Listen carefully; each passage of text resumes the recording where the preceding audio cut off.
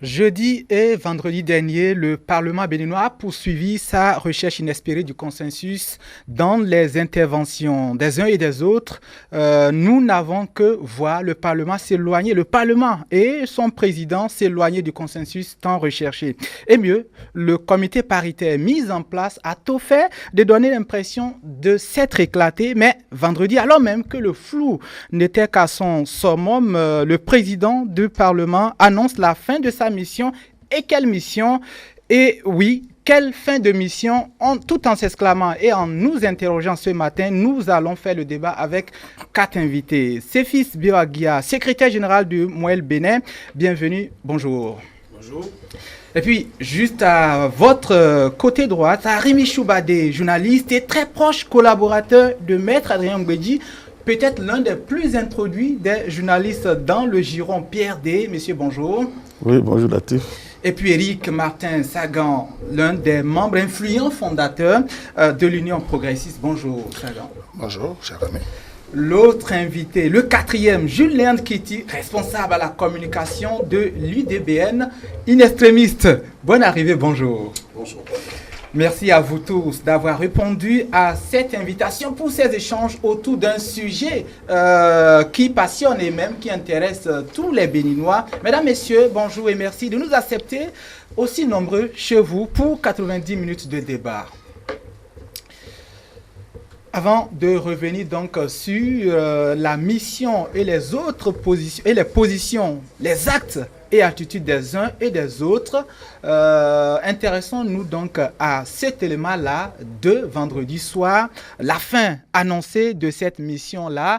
Commençons par justement Rémi Choubadé. Vous avez vraiment eu l'impression que la mission est-elle terminée? Le président a annoncé à ses collègues qu'à l'étape où il en était, le reste appartient désormais à la plénière. Oui. Hein? La commission des lois et la plénière. Mais par rapport à la mission que le chef d'État a confiée, ça va se jouer entre le président de l'Assemblée nationale et le chef de l'État. Hein? Là, on est en plénière, on est au niveau de l'Assemblée nationale. Le président de l'Assemblée nationale a fait les démarches qu'il faut et ça remet désormais à la plénière. Hein? À ce moment-là, il est presque dessaisi. Quand la commission prend un dossier, le président de l'Assemblée nationale est à ce moment-là dessaisi. Et donc, oui, il était en fin de mission au moment où il parlait. Mais quant à la mission d'aboutir à des élections inclusives, vous comprenez bien que ça, c'est beaucoup plus large. C'est entre le président de l'Assemblée nationale et le chef d'État qui a demandé cette mission. Je crois que c'est... Voilà, si le président a fini sa mission, il y a annoncé à celui qui lui a confié la mission, monsieur le président, voilà, j'ai fini ma mission. Alors, Séfis, vous, au niveau de Moël Bénin, individuellement, vous, est-ce que vous faites la même réception, genre, le président nuance un peu ses rôles par rapport donc au rôle restant, notamment de la commission des lois et donc le rôle aussi à jouer par la plénière, vous faites cela comme nuance ou carrément, vous voyez un président pratiquement jeter la patate chaude à la commission des lois? Je pense que le président Adrien Mbedji a été, comme on peut le dire, missionné par le chef de l'État pour voir avec les forces politiques présentes à l'Assemblée nationale, et même peut-être hors de l'Assemblée nationale, comment est-ce qu'il fallait faire des propositions pour qu'on puisse avancer. Ce que le président Adrien Mbedji a fait en qualité de président de l'Assemblée nationale et donc... il a pu échanger et mettre en place un comité paritaire, ensuite recevoir les forces politiques, même à sa résidence, pour faire des propositions ou bien confirmer des propositions. On peut dire quand même qu'à son niveau, il a fait ce qu'il devait faire et effectivement, quand on arrive à ce stade, ça va au niveau de la commission des lois et ça va à la plénière. Et il peut effectivement aller dire pour ce que officiellement, moi, je dois faire, je l'ai fait. Maintenant, tant que la situation est ce qu'elle est, on peut dire que la mission n'est pas terminée, en fait. Parce qu'on n'est pas encore allé à la solution souhaitée par tous, qui est élection inclusive. Parce qu'on a pu voir quand même le président de l'Assemblée nationale très courroucé, plus ou moins, n'était pas d'accord avec certaines postures de ses collègues députés. Et donc, il a souhaité quand même s'en arrêter là. Et on peut dire qu'il a fait l'effort qu'il devait faire. Sauf que quand la mission n'est pas terminée, je le vois toujours utile dans le dispositif de la recherche de solutions. Alors, ça c'est fils de Agui. Alors, on va revenir à vous, Sagan. Vous aussi, vous avez suivi sans doute plus que nous le déroulement des choses là-bas. Oui, on va revenir à la mission elle-même, son déroulement, le positionnement des uns et des autres. Même à des moments donnés, un président peut être de dehors, on ne le voit peut-être pas à juste titre, mais à pratiquement isolé. Tout ça, on va revenir à ça, mais la mission... Vous l'appréciez comme, on va dire, Arimi Choubadé, juste que, voilà, premier rôle, pas le président, il a joué, et il le précise, c'est terminé? Non, pas du tout, pas du tout. Moi, j'ai l'impression que le président de l'Assemblée a été dépassé par les événements. Et qu'il jette l'éponge. Et qu'il est simplement en train de jeter l'éponge. C'est ma lecture. C'est ma lecture parce que c'est lui-même qui a mis en place un comité paritaire. Qui a fait quand même des propositions. Qui a fait quand même des propositions. Propositions que finalement on n'a pas prises en compte. Ce qui a amené à l'éclatement de cette commission paritaire. Parce que nous avons constaté le retrait des deux représentants du camp qui aujourd'hui se fait appeler opposition. Encore que moi je dis que conformément au texte de la République, nous n'avons pas d'opposition au Bénin parce qu'aucun parti n'a fait cette formalité-là pour se dire je suis parti d'opposition. Donc les deux représentants du camp opposé, du camp qui réclament des élections qu'ils appellent peut-être inclusives, encore que nous ne voyons aucune crise. Pour qu'on parle d'inclusion, il faut qu'il y ait exclusion. Nous n'avons pas vu d'exclusion. Donc ce sont eux qui se sont retirés du consensus, du comité. Donc ils sont partis, ils ont claqué la porte. Et ils ont posé des actes. Vous comprenez, j'estime que l'un dans l'autre, le président de l'Assemblée, le président Humbedji, semble ne plus être à la hauteur de la mission qui lui a été confiée. Alors, vous avez abordé le retrait, à un moment donné, le claquement de la porte, si on peut le dire ainsi, de restaurer l'espoir qu'il a formellement donc annoncé, tout comme les FCB. De toutes les façons, comme je l'avais dit, les actes et les positions des uns et des autres, nous allons revenir justement apprécier la mission elle-même dans son déroulement. Mais Julien Kéti, oui, vous êtes peut-être d'accord avec, on va dire, Sagan quand il dit que le chef du Parlement, à un moment donné, se voyait dépassé? Bon, je trouve vicieux que vous, en me posant la question, vous cherchiez à non, d'accord ou pas, il n'y a pas de souci. D'accord ou pas? Mon problème à moi, ce n'est pas d'être d'accord ou pas avec M. Sagan, mais non. Je pense que le président de l'Assemblée nationale, un vieux routier en politique, qui était dans la stratégie également, était dans... Vous savez, nous sommes dans une situation où on gère la communication globale entre les forces, mais chacun gère son image, chacun gère sa communication. Déjà, nous sommes en situation exceptionnelle. Quand vous avez vu le 6 mars, le chef de l'État confier cette mission au président de l'Assemblée nationale, si nous n'étions pas en situation exceptionnelle, le président de l'Assemblée nationale pouvait dire au chef de l'État, ce n'est pas à vous de me demander, moi, président de l'Assemblée nationale, d'aller faire une médiation entre des partis politiques. Mon propre parti est en situation. Il pouvait, au-delà donc des règles qui caractérisent le dispositif institutionnel dans notre pays, parce qu'on parle de séparation de pouvoir, certains auraient pu voir une injonction que le chef de l'État donnait au président de l'Assemblée nationale, mais on est en situation exceptionnelle, donc aucun sacrifice n'est de trop. Mais ensuite, il pouvait aussi dire, on risque de me taxer d'être jugé parti. Et ça n'a pas raté. Mais est-ce que le président de l'Assemblée nationale, ce n'était pas aussi celui qui est un acteur politique de renom avant 90 et depuis 90 réellement dans l'opérationnel jusqu'à aujourd'hui? Le poids de l'expérience. Donc on a tenu compte de tout ça. À l'Assemblée nationale, j'ai eu l'impression que dans les échanges qu'il y a eu, le président Adrien Oumbedji craignait qu'il y en ait qui lui fassent porter à la fin la responsabilité de l'échec de la mission. Vous avez vu comment, à un moment donné, la sérénité n'y était plus. Et ça allait du tac au tac.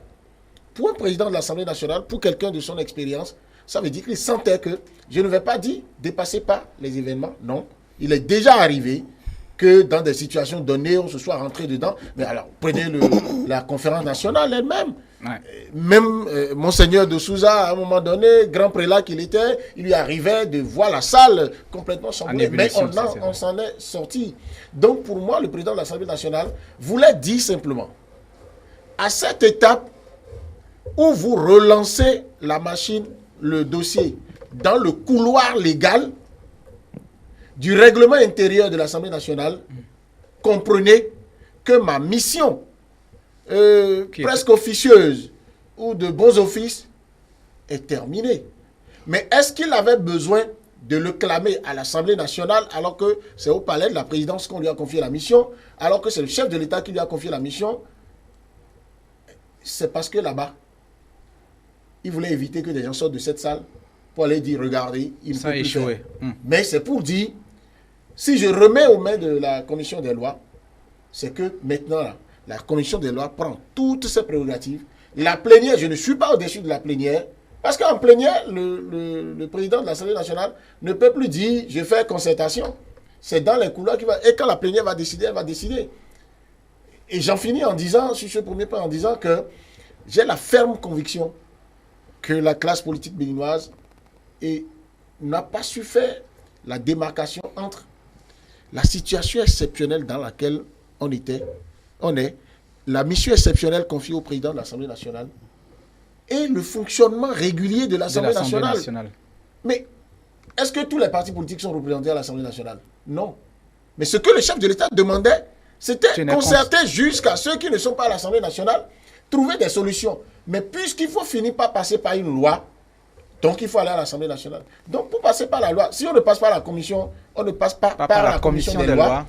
Vous allez déposer recours pour dire que voilà une loi qui a été adoptée en plénière sans passer par là. Donc comprenez que le président de l'Assemblée nationale, honnêtement, je souscris plutôt à l'idée émise par Séphis Béo Aguia qui semble dire au président de l'Assemblée nationale, non, regardez votre étoffe, regardez que vous êtes quelqu'un de ce poids-là, vous n'allez pas lâcher l'affaire pour croiser les bras et dire, c'est fini. Parce que tant que ce n'est pas réglé, qu'est-ce qui est recherché? C'est qu'on ait des élections, des élections inclusives, et pour des élections pacifiques. On n'en est pas encore là. Donc Adrien Mbedi ne doit pas s'en éloigner, mais il ne faut pas lui en vouloir de dire, du point de vue formel, pour la première étape, j'ai fait ma mission. Et comprenez qu'il y avait je ne vais pas dire de vieux loups, de jeunes loups qui lui lançaient des pics, tous azimuts. Monsieur Choubadé, justement, cette mission-là, revenons à son déroulement, on a senti peut-être que le président de l'Assemblée est en train ou a fini de gérer l'une des missions les plus délicates, effectivement, à des moments donnés. De l'intérieur, est-ce que... Non, je crois qu'il faut mettre à part les passions. Hein. Oui, j'ai entendu de la jubilation où on dit oui, il a jeté l'éponge, dépassé par les événements. Oui, c'est de la jubilation qu'on a entendu depuis le début. Oui. Hein, mercredi, le chef de l'État dit, Monsieur le Président de l'Assemblée nationale, je vous charge la mission de nous trouver au Parlement une situation consensuelle. Je crois que tout le monde a entendu. Tout à fait. Mais le jour où le président parlait, ce n'était pas parler devant le chef de l'État. C'était dans un débat de procédure avec ses collègues. Ce n'est pas un message à la nation. Ce n'est pas un message à celui qui a confié la mission. C'est un débat de procédure. Non, nous ne sommes pas d'accord, Monsieur le Président, parce qu'on ne se reconnaît pas. Le président dit non, moi, là où j'en suis, c'est terminé. J'ai déjà laissé le dossier à la commission. Qu'est-ce que vous voulez que moi je fasse? Le reste, c'est du Bénin qu'il s'agit. On a sorti tous ces mots-là. Hein? Il a dit c'est du Bénin qu'il s'agit. Moi, là où j'en suis, nous sommes en procédure parlementaire. Là où j'en suis, si vous voulez, on peut reprendre, c'est à l'Assemblée nationale, dans un débat de procédure. Ou bien vous n'avez pas entendu ça. C'est comme si le président de l'Assemblée nationale était venu dans un message à la nation. Chers compatriotes béninois, la mission que le chef d'État m'a confiée, j'ai terminé ma mission. Et donc, voilà. Donc, quand j'entends la jubilation autour d'une phrase, bon, je comprends parce que si vous prenez, vous avez parlé de comment ça a été mené. Mercredi, le chef d'État charge le président de l'Assemblée nationale de la mission de trouver le consensus au niveau du Parlement. Le même jour, le président a entrepris de rencontrer des personnalités, président, je crois, de Restaurer l'Espoir, Mouel ou bien, enfin, beaucoup d'autres partis. Puis ensuite, c'est-à-dire jeudi, vendredi, il a envoyé une lettre pour dire ceux qui ont des contributions locales, vous allez les envoyer. Vendredi, lundi matin, lundi midi, dans un journal de radio, un député du camp des jubilateurs dit « Le président de l'Assemblée nationale a disparu. Il a pris son avion, il a laissé la mission, il est parti à Paris. » Ce sont ces mots, hein. Et bon, on l'attend, le juge va revenir et on va continuer. Or, ce lundi-là, à 10h déjà, le président était à l'Assemblée justement pour la concertation au niveau du comité en question. Le comité, bon, on peut pas dire comité paritaire, hein, parce que c'est vrai, deux majorités, le président de l'Assemblée nationale n'est pas incolore. Hein, c'est un comité, voilà, on peut l'appeler tout ce qu'on veut. Mais le président, il était le seul le lundi matin. Oui, justement parce que les opposants étaient en train de faire la marche. Hein, on ne peut pas leur refuser ça, mais la majorité n'était pas là. Bon, qu'à cela ne tienne. Et justement parce que ce député-là est allé dire sur une radio que le président est à Paris, il a dû inviter la presse, pas pour lui répondre directement, mais pour dire oui, pour montrer sa présence. Je suis bel et bien là, et voici là où on en est. Il a montré les dossiers sur sa table. Le lundi, oui, on a dit qu'il était à Paris. Hein. Je ne sais pas si en quelques secondes, il a pu prendre un jet pour être dans son bureau à Cotonou, puisqu'il était déjà le matin à la réunion de Porto-Novo. Il n'était pas là, il est revenu à son cabinet à Cotonou. Et là, il a invité la presse, il a expliqué là où il en était. Et il expliquait que, bon, mardi, quand tout le monde serait présent, ils vont continuer On en était là lorsque vous avez suivi comment vous appelez, une convocation pour se présenter à la brigade criminelle le lendemain matin où justement il devait rencontrer tout le monde. C'est pour vous dire que c'est de là que vient la jubilation, tout ça là, ça vient de là. Les circonstances... Oui, ça vient de là. C'est-à-dire, mardi, quand il sera à la brigade criminelle, on verra comment il pourra recevoir les gens, etc. À défaut d'être à Paris dans un premier temps, il s'était retrouvé. Donc, voilà les conditions dans lesquelles se sont déroulées, hein, si vous voulez. Et puis, on a dit que les gens sont retirés du comité. Je ne sais pas à quel moment et quand. Est-ce qu'il y a un lien avec... je pense que non. Je vous dis les conditions dans lesquelles on évolue. Les conditions, effectivement. Parce qu'aujourd'hui, je vous dis, on veut transposer un débat de procédure à l'Assemblée nationale, au débat national. C'est ça le problème. C'est les deux. Moi, je pense que non, on ne peut pas empêcher quelqu'un de penser ce qu'il veut. Et c'est ce que le président a expliqué. Il dit... La commission est déjà saisie. Si vous voulez, vous pouvez l'étudier aujourd'hui. Vous pouvez le faire demain, jeudi, vendredi, si vous voulez. Si vous voulez, vous pouvez même aller au-delà. Non, mais c'est ça, par contre, qui n'est pas juste. C'est ça, par contre, on va écouter M. Aguiar. Gilles et Choulani, on va écouter. Moi, je suis pas le règlement intérieur. Je ne peux pas être... Enfin, on ne peut pas prendre ma personne pour justifier les postures dans la conduite de la procédure parlementaire. Tout à fait. Si on veut faire de la procédure parlementaire, on sort le règlement intérieur et puis on débat. Là, on saura ce qui est juste et ce qui est mauvais. Je pense qu'on est... Le débat est au-delà de la procédure parlementaire. Et d'ailleurs... C'est vous qui voulez sortir une phrase. Je pense que vous-même, vous êtes d'accord que... Peut-être après l'intervention de ce fils, je prendrai la parole pour la dernière partie de l'intervention. Non, je pense qu'on va se calmer. Non, on va se calmer, Léandre. Jules Léandre, on va se calmer. On va se calmer parce que là, on n'aura même pas le temps. On n'aura même pas le temps de faire le point sur la procédure parlementaire. Et d'ailleurs, ce qui s'est passé avant que les propositions ne passent à la commission des lois, voilà, ça peut nous intéresser. Je pense que nous allons nous calmer par rapport à la procédure parlementaire et demander à M. Aguiar, Sophis Aguiar, est-ce que finalement, oui, il y avait une mission avec notamment des propositions à recueillir et un certain consensus effectivement à avoir. Est-ce qu'au thème de cette étape, de cette première étape qui était la recherche du consensus autour des propositions, vous avez semblé, au niveau de Mouel Bénin, vous avez semblé avoir été entendu, écouté? Bon, en fait, moi je crois que, comme vous disiez tantôt, le débat va bien au-delà de la procédure parlementaire. Procédure parlementaire, actualité parlementaire.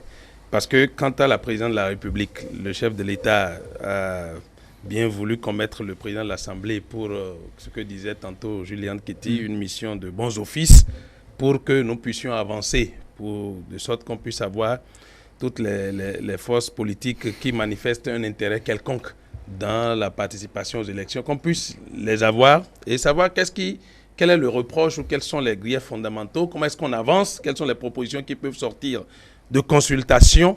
Eh bien, moi, je crois que dans la forme des choses, on peut dire quand même que le président de l'Assemblée nationale a fait plus ou moins ce qu'il fallait faire. Pour dire quoi? La première étape a consisté à écrire aux formations politiques qui sont engagées plus ou moins dans cette élection et donc représentées ou non à l'Assemblée nationale pour leur demander de faire des propositions par rapport aux lois, en fait, en termes de besoin de modification, pour ce qui est de la charte des partis, pour ce qui est de code électoral. Et donc, nous, Moël Bénin, nous avons fait ces propositions-là que nous avons envoyées au président de l'Assemblée nationale. Et donc, la mise en place du comité paritaire qui a été effectif a permis de faire à nouveau un travail peut-être de fusion des propositions. De fusion des propositions. Mais il faut dire que toutes les forces politiques n'ont pas fait des propositions. Je peux savoir que les républicains, tout comme les progressistes, n'ont pas jugé utile parce qu'ils disaient que, eh bien, ils n'avaient pas de difficultés particulières par rapport à la loi ou à ça. Ils n'ont pas, voilà. Et donc, de toutes les façons, nous, Moël Bénin, nous en avons fait. Et on pense bien que d'autres aussi qui étaient intéressés ont pu faire ces propositions. Le comité paritaire a sorti un travail pour dire, voilà, est-ce qu'il n'y a pas besoin de toucher à l'article 80 pour réviser la Constitution et proroger le mandat des députés?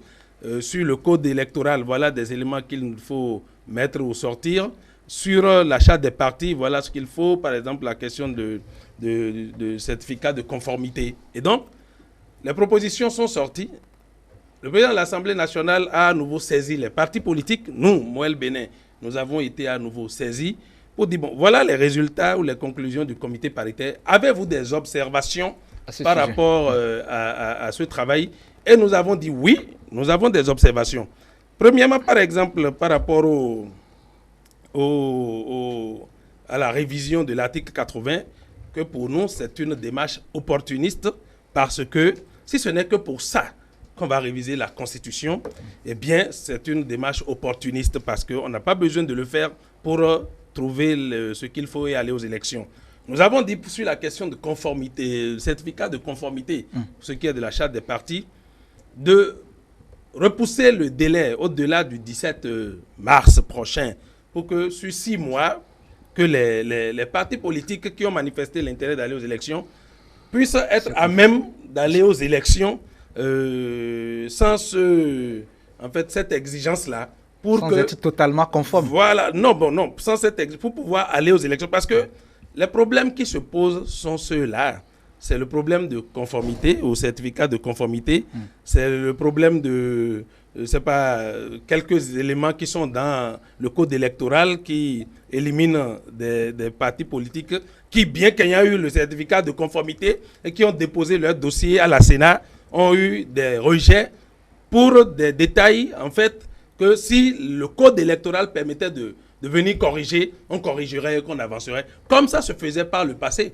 Il fallait trouver peut-être cela. Et donc, nous avons fait cette proposition. Nous sommes allés jusqu'à dire aussi, au-delà du travail du comité paritaire, de permettre, en retouchant à l'article 249 du code électoral, pour que nos compatriotes de la diaspora puissent prendre part aux élections législatives. Parce que le critère de résidence continue sur une année, effectivement, ça n'a pas de sens parce qu'on ne l'oppose pas à un candidat au présidentiel ni à un candidat au communal ou municipal ou local. Et donc, pour faire cohérence politique, nous avons fait cette proposition-là et le président de l'Assemblée nationale a invité à nouveau toutes les formations politiques à sa résidence à Cotonou. Personnellement, nous y étions. Beaucoup n'y étaient pas. Non, tout le monde y était, presque. Je dirais tout le monde, à l'exception des progressistes. Okay. Toutes les autres forces politiques, il y a une dizaine. Et je dirais, le président de l'Assemblée là, a ouvert la séance à un autre groupe qu'on a appelé le Front Souverain et au Parti communiste du Bénin qui ont fait des propositions. Donc, la démarche a été de dire que tous ceux qui ont fait des propositions, nous les invitons à cette séance.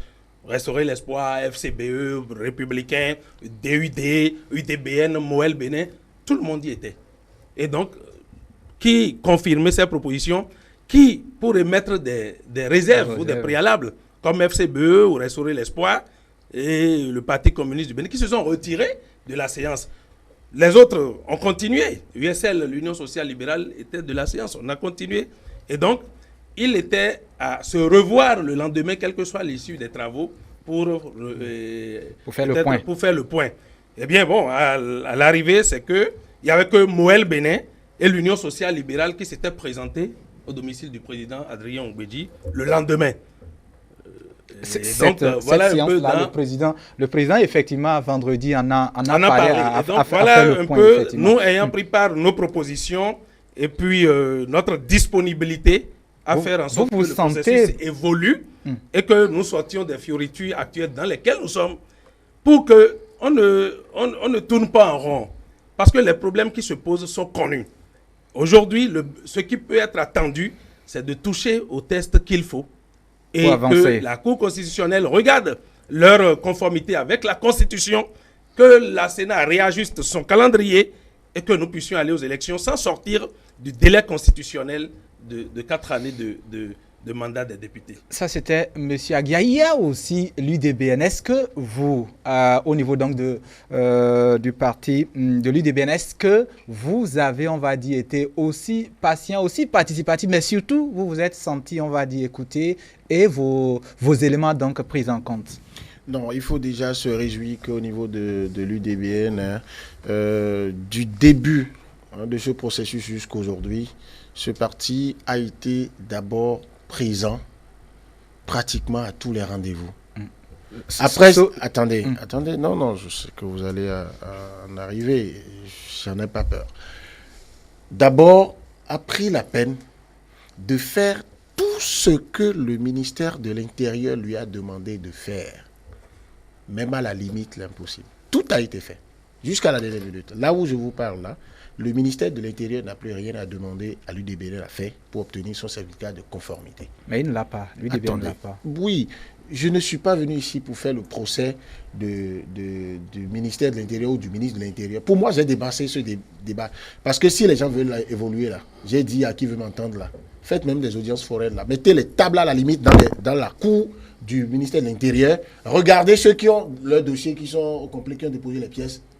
En une matinée, on aurait délivré ce papier à tout le monde. D'accord. En tout cas, tous ceux qui... Venons-en donc à la mission. Parce que je ne suis pas de ceux qui disent il faut permettre à tout le monde d'y aller sans que les gens ne remplissent les conditions. D'accord. Venons à la mission. Maintenant, la rencontre avec le chef de l'État, nous étions... Vous avez vu le discours du secrétaire général adjoint de l'UDBN qui a reconnu d'abord l'effort du chef de l'État. Ce n'est pas facile à sa place. Il est chef de l'État. D'accord ? Tout le monde veut le placer au-dessus de la mêlée. C'est bien. Et il est quelque part, concédé-lui ça, leader d'un camp politique. Bon, est-ce que vous savez qu'il n'y a aucun parti d'opposition qui a pour ambition d'aider Patrice Talon à réussir son mandat, à avoir un très bon bilan, à remplir à la tête de l'État? Vous savez l'ambition qu'un parti d'opposition a? Voilà les failles. Attendez, pas forcément c'est d'animer la vie politique, critiquer ce qui ne va pas, et produire l'alternance pour être au pouvoir, remplacer celui qui est là. Donc, on n'a pas les mêmes intérêts. J'ai l'impression, et c'est ce que l'UDBN a voulu ressortir en disant, un chef d'État qui, alors que les partis qui sont proches de lui, pas eux tous, mais certains se retrouvent en zone confortable, dit dans une très bonne gestion du timing. Parce que quand la Sénat a délibéré, mais il faut être très fin dans le management des affaires d'État pour convoquer cette séance-là sous 24 heures. Si Patrice Talon attendait 48 heures, 72 heures, je ne sais pas ce qui se serait passé. Ça, il faut le reconnaître. C'est vrai donc, en oui. face de lui, il faut, c'est ça aussi la recherche de la paix et du consensus, reconnaître au chef de l'État ce qu'il a fait. Maintenant, quand on est parti de là, l'UDBN a pris l'engagement de dire, nous portons ce message à tous nos militants, à toute la population pour dire, le chef de l'État a dit tout n'est pas perdu, on peut continuer rattraper. à rechercher. Et lorsque des séances ont été prévues, dans le cas, les propositions demandées aux partis politiques, l'UDBN a fait ces propositions en bonne et due forme. Et en ayant pour souci de dire quels sont, en fait, j'ai l'impression que beaucoup refont tout le débat des élections législatives, alors qu'on connaît là où se trouvent les problèmes. On a eu des problèmes par rapport à quoi? L'interprétation, par exemple, de l'article 242, sur la question de répartition des sièges, ok, jusqu'à ce que la Sénat se donne des prérogatives qu'elle n'a pas, d'interpréter et de dire l'interprétation qu'elle en a. Eh bien, nous, dans nos propositions, on a dit, on retouche cet article, il ne faut pas en avoir honte, il faut retoucher ça. De sorte à ce que, ce qui peut créer probablement un soulèvement, un mécontentement des populations à l'échelle d'une circonscription électorale, des gens qui auraient voté pour un candidat, pour une liste, dont leur candidat serait peut-être en première position, et à la fin, sur la base de statistiques à dimension nationale, on invalide le siège de leur candidat, qu'eux ne pourront pas comprendre, parce que même dans l'élaboration de cette loi, l'adoption, sa promulgation, on n'a pas, le Bénin, dans le calendrier électoral, n'a pas eu le temps de vulgariser tout ça, d'amener la population à l'intégrer. Donc vous avez proposé la retouche l'article 242. Oui, il y a des propositions, des idées qui étaient chères à l'UDBN.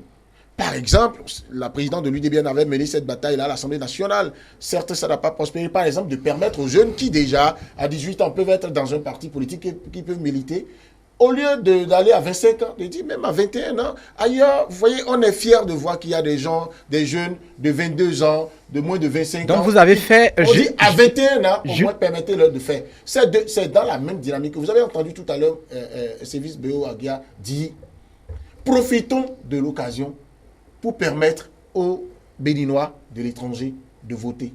Vous savez l'idée derrière. Le consensus à valeur constitutionnelle, c'est ça, c'est voir quels sont les intérêts, quels sont les pôles de résistance, quelles sont les poches où les gens ont accumulé des frustrations, des gens qui peuvent se sentir écartés. C'est l'idée, lorsqu'on vous dit la phrase là, consensus à valeur constitutionnelle, c'est l'idée qui a présidé à l'organisation de la conférence nationale de 90. Alors, sinon, attendez. Alors Jules Léandre Kitty, quand vous finissez de faire autant, de propositions, est-ce que juste en quelques secondes justement, vous, à la fin, vous êtes senti, on va dire, écouté. Est-ce que vous avez eu l'impression d'avoir été, on va dire, voilà... Oui, on a eu en face une bonne écoute. Okay. Tout ce qu'on vous a décrit de la manière dont le président de l'Assemblée nationale, vous pouvez tout lui reprocher, avoir lui reprocher. Sur la gestion de cette crise-là, regardez, on vous a dit tout à l'heure qu'il est allé jusqu'à ouvrir les séances à des partis qui ne sont pas officiellement engagés dans la compétition. C'est pour dire, maintenant, quand vous vous acharnez à demander si on a été entendu, je crains que vous soyez en train de rechercher à savoir si nos propositions ont été prises en compte. Voilà, il s'agit de propositions. Voilà. Et à chaque étape, on a la possibilité d'insister pour qu'un juste milieu soit trouvé. Mais jusqu'à ce qu'on arrive à la commission paritaire créée à l'Assemblée nationale, je pense qu'on est allé même au superlatif dans la recherche du consensus. Parce que dans le dispositif à l'Assemblée nationale, il n'y avait pas ça. Ce n'était pas un organe qui existait.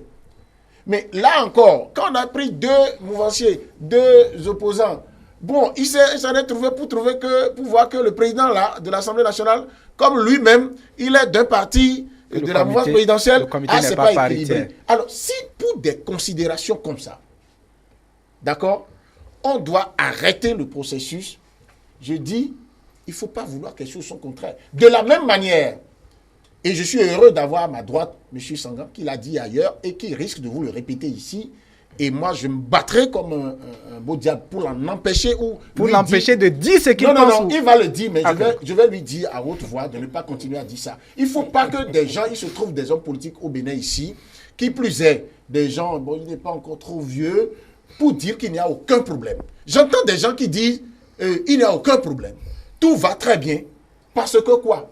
Ce que la Sénat a fait. Vous savez, en droit, quand vous voulez interpréter l'effet d'un acte, l'effet juridique d'un acte, selon que ça vous arrange, vous pouvez vous prendre la bonne qui s'accroche à est-ce que celui qui a posé l'acte a le pouvoir de le poser?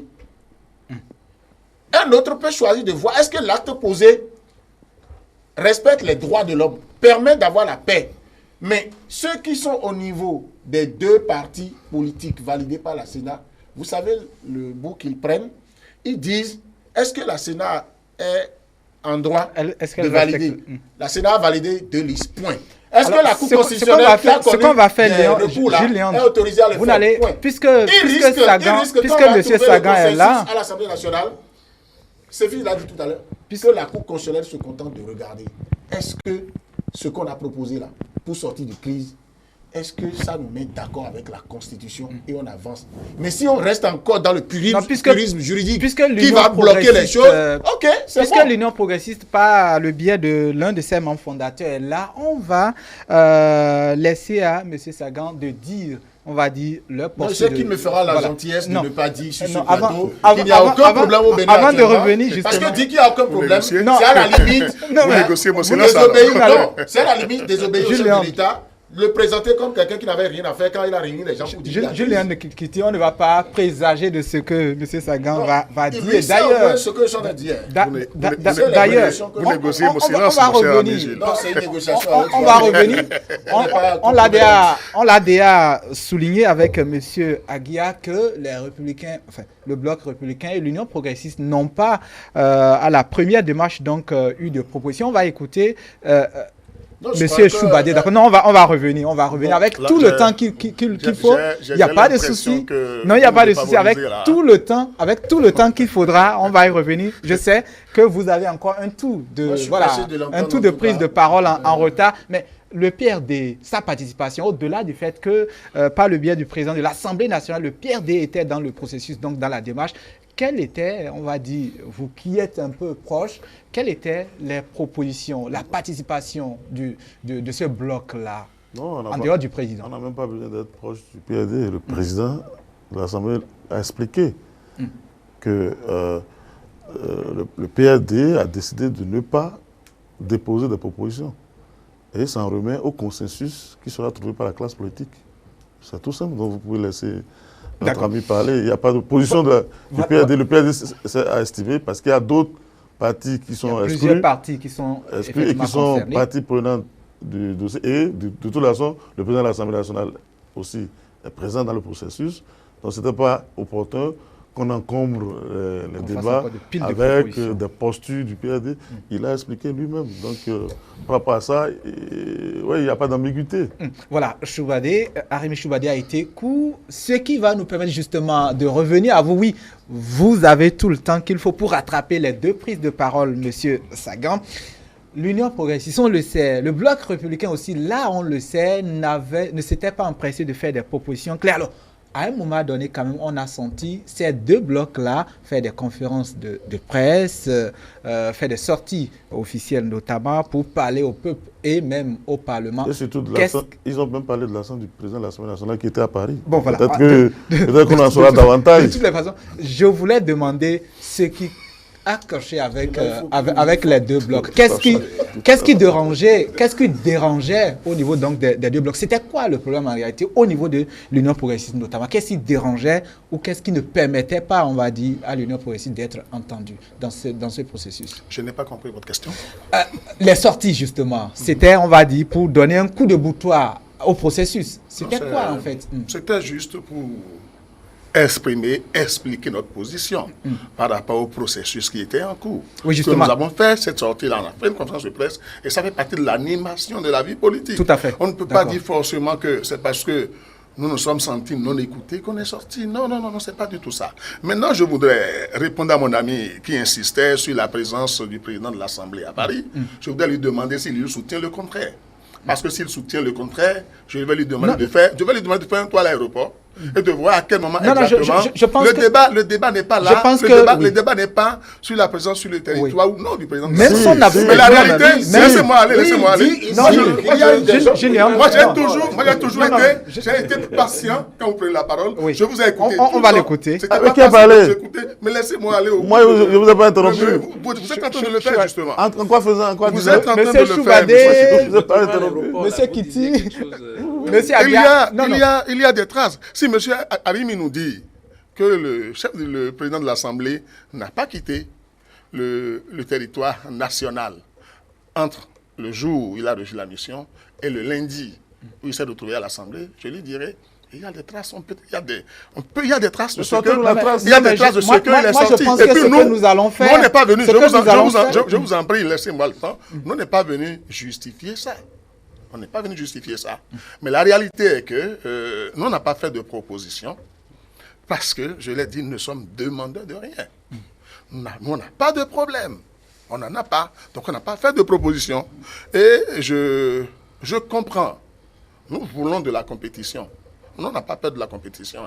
Nous voulons qu'il y ait beaucoup de listes. Nous voulons qu'on donne suffisamment de chances aux autres, qu'on aille même au-delà de ce qui est demandé pour permettre aux gens d'aller aux élections. Mais tout ce que nous demandons, c'est que cela se fasse dans les règles de l'art.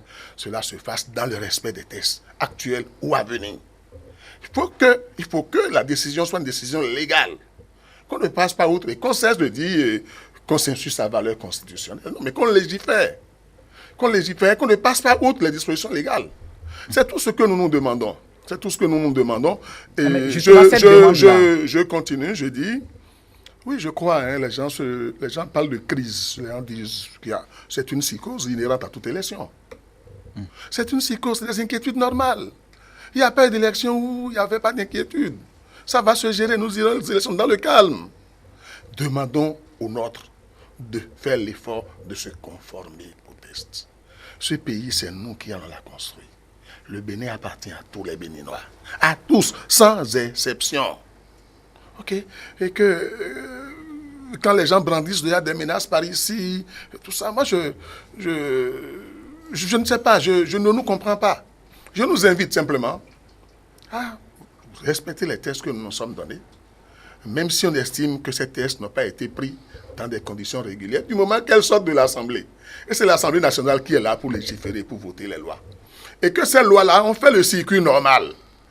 Contrôle de conformité à la Constitution, promulgation, ils ont fait le circuit normal. Je ne sais pas pourquoi, parce que certains se sont retrouvés en difficulté. Il faut tout de go remettre en cause cette loi-là. Mais je crois qu'on est en train de dépasser ça, puisqu'il y a eu des démarches. Pour qu'on ait des aménagements qui permettent aux gens de se présenter. Et ce n'est pas que les lois qui ont disqualifié un certain nombre de formations politiques. Ce n'est pas que la conformité, ce n'est pas que les dispositions de la loi qui ont disqualifié un certain nombre de formations politiques. Il y a aussi la malorganisation. Il y a le manque d'administration au niveau de cette de formation politique. Il faut qu'on reconnaisse ça. Quand nous avons tort, reconnaissons que nous avons tort et redistribuons les cartes. Mais ne pensons pas que parce que nous sommes dans le panneau, ceux qui sont derrière nous doivent entrer dans le panneau et nous y suivre. C'est parce que je me noie, il faut que je fasse noyer tout le monde, que le pays se noie. Non, il faut réellement que nos amis deviennent réalistes. Que nous fassions l'effort de nous conformer aux tests de la République et que dans la mesure des possibles, ces tests-là soient respectés. Tout le monde n'a pas manqué de certificat de conformité. Mon ami Kitty vient de dire, l'UDBN a rempli toutes les conditions. Le PRD a eu son certificat de conformité. Je ne sais pas, j'ai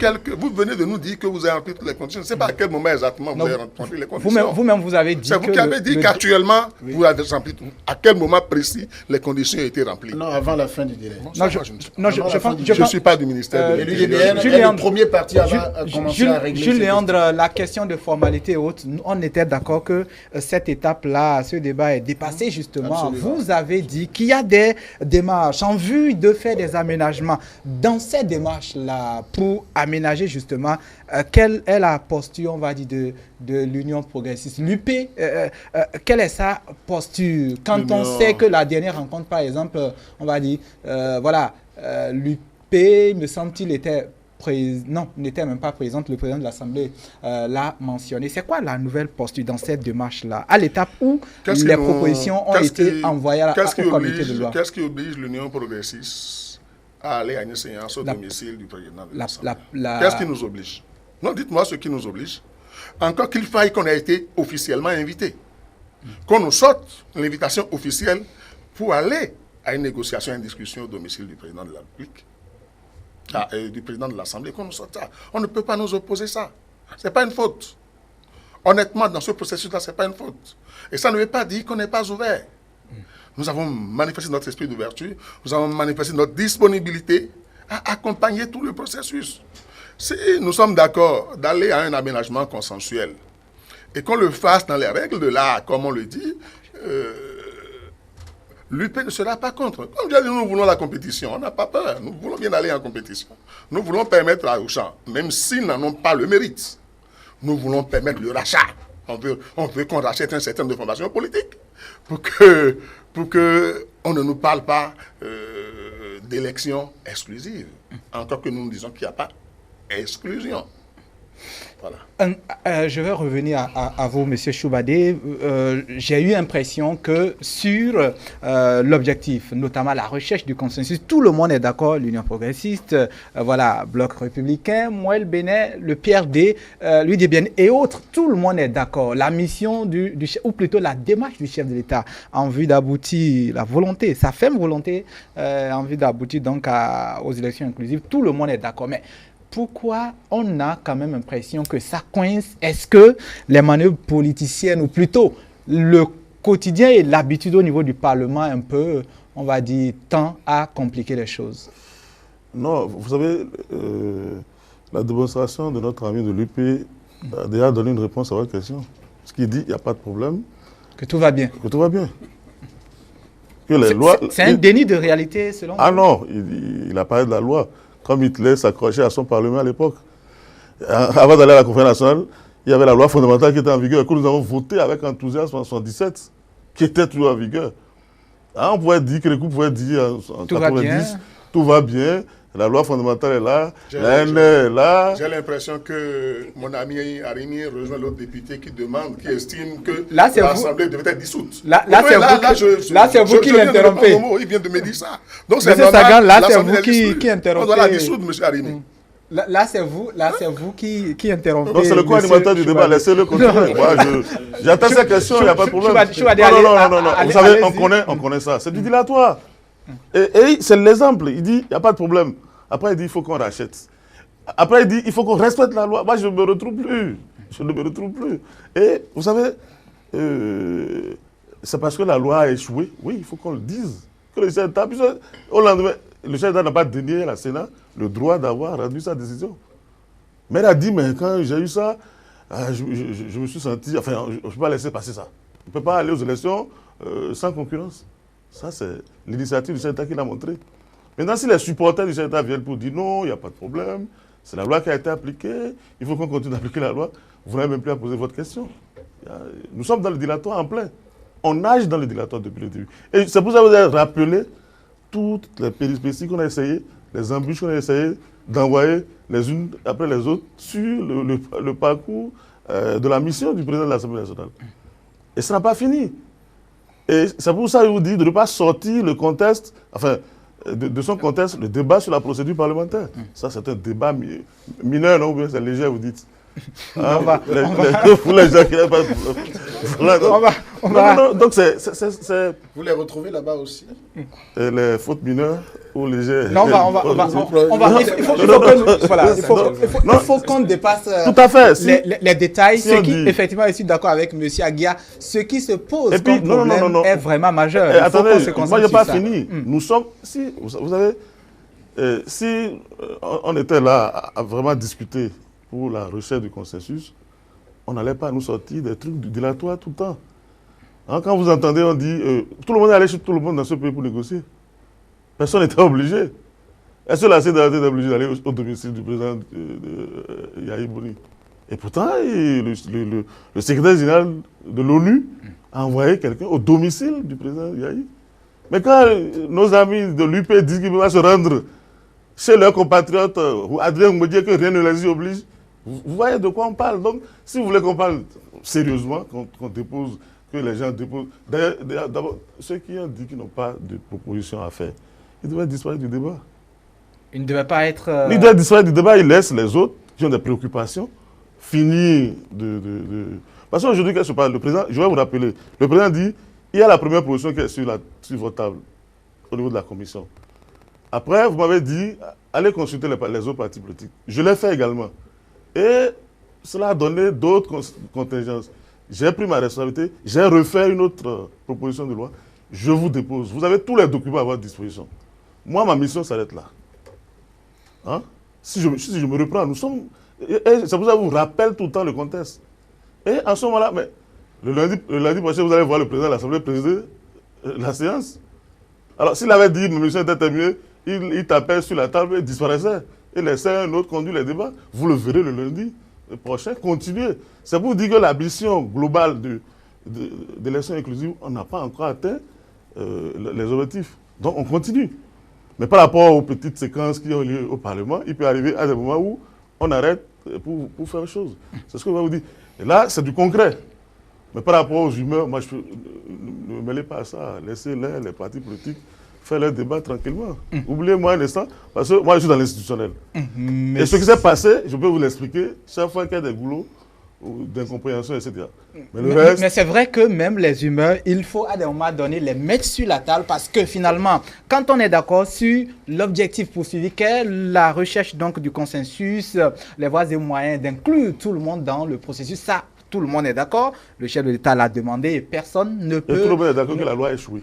Alors quand on dit que respecter la loi, puis ça, tout ce qu'on verra, c'est pour faire une autre loi que ce qui est là actuellement, non? Disons que oui, de toutes les façons, trouver les moyens. On a atteint les limites de la loi. On a atteint les limites de la loi.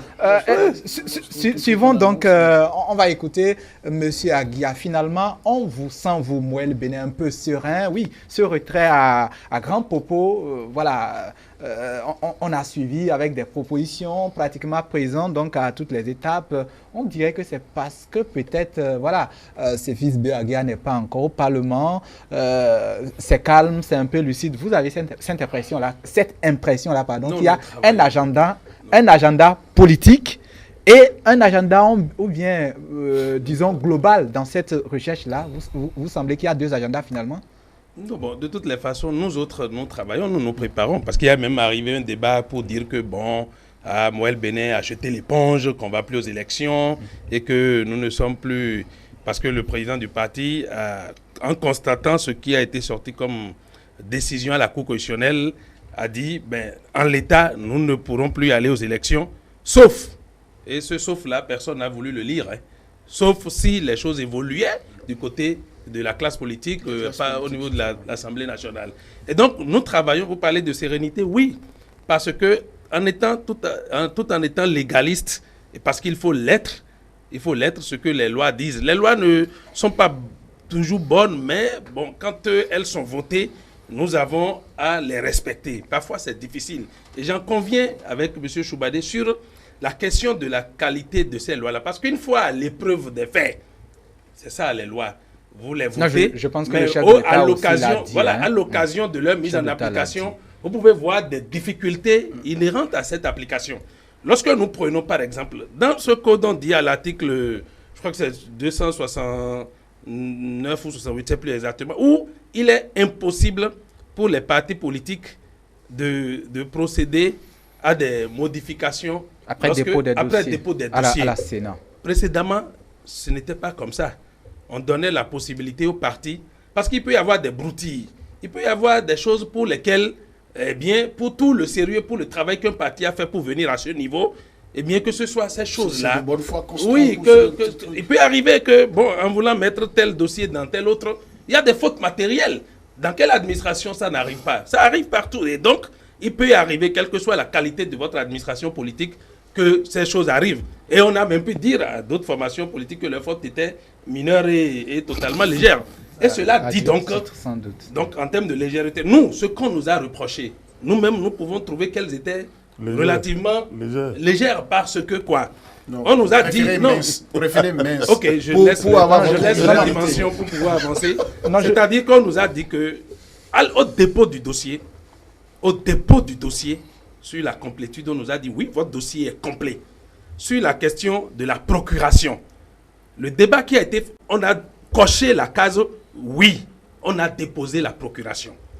Mais à l'étude approfondie, ce qui a été fait plus tard, ce n'est plus le constat de on a déposé, c'est le constat de l'interprétation de la qualité de la procuration. Est-ce qu'elle est valable? Est-ce qu'elle est valable ou elle n'est pas valable? C'est un problème par rapport à la loi. La Cour constitutionnelle, regardant la loi, est restée ferme dans ses bottes pour dire ce qui a été fait, c'est juste.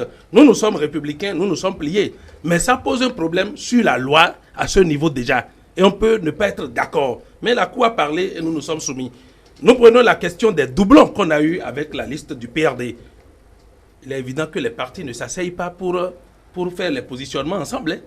Et non. Et mais la loi précise ce quand que même le président du parti, tout. Jacques Ayadi, a dit à la présidente de la République ce jour-là, avant la prise de parole du président du PRD, mais qu'il était là en qualité de président de l'Assemblée nationale, c'est de dire que si le PRD savait que ceux de la 4e circonscription positionnés là étaient des militants de Moël Bénin, parce que personnellement j'en ai installé qui soit coordonnateur communal de Ouaza-Peyonko, que si le PRD savait cela, le PRD ne mettrait pas ces personnes sur ces listes.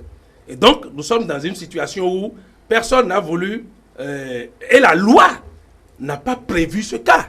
C'est ça le débat. La loi prévoit les modifications seulement au niveau de conflits de logos, d'emblèmes ou de signes. Or, même donc dans cet esprit, on peut rester à dire qu'il y a donc possibilité de modification. Nous sommes restés sur ça en nous fondant et on a fait notre recours à la Cour constitutionnelle pour dire non. Il y a même possibilité de modification, contrairement à ce qui est diffusé.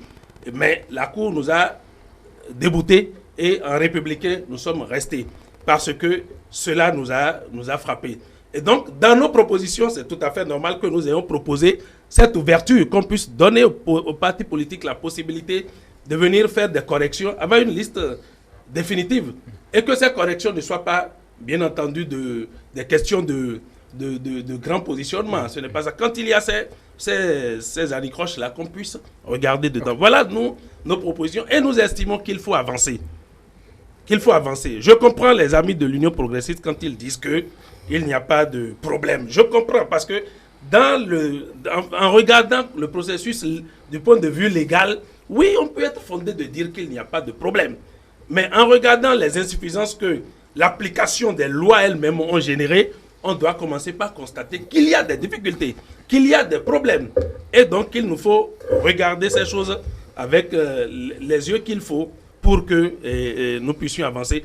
Du moment même que le président de la République a voulu que les choses, on puisse les revoir dans la loi.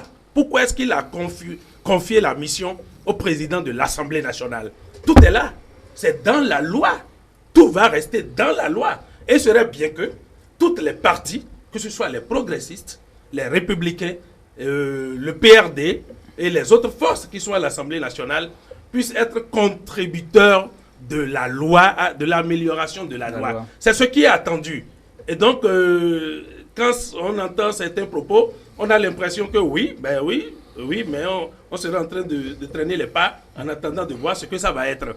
De toutes les façons, puisque les progressistes disent qu'ils veulent la compétition, il faut contribuer à ce que les règles qui sont là et qui nous empêchent d'aller à la compétition, on puisse les revoir pour que nous puissions aller vraiment à la compétition. Cher ami Eric Martin Sanga. C'est vrai que finalement, effectivement, il y a des réfifis, peut-être, et même qu'il y a, on va dire, l'expression même de la haute politique, comme on le dit souvent au Parlement. Mais les choses avancent quand même. On est à une seconde étape quand même, la commission de loi qui a une proposition dont les choses avancent, même si c'est à petit pas. Mais Eric Martin, Monsieur Sagan, il y a quand même que, c'est vrai, vous n'êtes demandeur de rien et que de cette position-là, vous suivez, vous regardez attentivement ceux qui ont des choses notamment à revoir, comme vous le dites, l'organisation et autres, ceux qui doivent se mettre au pas, ils ont des exigences. Parfois que de votre côté, peut-être vous estimez être trop, vous les trouvez trop exigeants dans leurs exigences, alors même que c'est eux qui ont des choses à revoir, ou c'est pour eux pratiquement finalement que les choses se font. Vous les trouvez trop exigeants? Non, pour notre part, il n'y a pas d'exigence excessive. Tant que ça reste dans le cadre de la République, tant que ça reste dans le cadre de la loi. Vous avez cette impression-là que ça reste dans le cadre? Il y a des exigences qui ne sont pas dans le dessous de l'Assemblée, par exemple, mais pas dans le cadre de la loi. Après l'application de l'article 66, c'est pas dans le cadre de la loi. C'est pas dans le cadre de la loi. Mettre la population dans la rue, c'est pas dans le cadre de la loi. Faire truc là, une psychose de peur. Faire peur à la population, c'est pas dans le cadre de la loi. Est-ce que quelqu'un a écrit ça dans cette proposition? Je viens, monsieur. Il y en a qui ont dit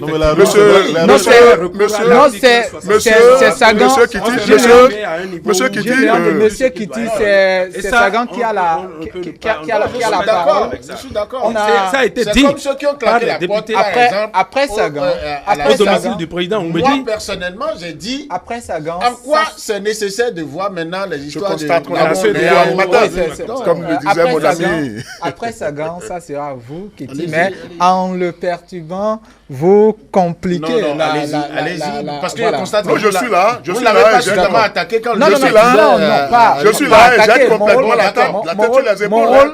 C'est pas, non, il me distrait pas du tout. Non, j'ai complètement la tête sur les épaules. Monsieur Sagan, et très rapidement, je rappelle, mon rôle n'est pas de casser ou de perturber. D'ailleurs, tout comme au Parlement ici, on doit, on va dire, traduire cette recherche-là du consensus en permettant à chacun d'aller... Voilà, allez-y, monsieur Sagan. Mon ami Aguiar se plaignait de cette disposition qui interdit toute modification, toute rajout de pièces. Je le comprends. Je le comprends et je comprends tous ceux qui sont dans cette situation-là. Mais nous devons savoir que les élections sont des choses assez sérieuses. Et qu'il faut mettre en place toute une machine, il faut toute une organisation pour ne pas commettre un certain nombre de fautes. Du moment que la loi a prévu ça, nous devons être plus prudents et plus regardants en amont. On n'attendra pas de tomber sous le coup de la loi, on n'attendra pas d'être dans les fautes pour dire, bon, maintenant, permettez-nous de corriger. Je suis d'accord, nous sommes complètement ouverts à ce qu'on permette de corriger ce qui peut l'être. Mais sans vouloir dire que la loi a échoué, aucune loi n'a échoué. C'est nous qui ne sommes pas en train d'arriver à nous adapter aux exigences de la loi. Et pourtant, c'est nous-mêmes qui avions pris ces lois-là. La loi n'a pas échoué. Et qu'on cesse de dire ça.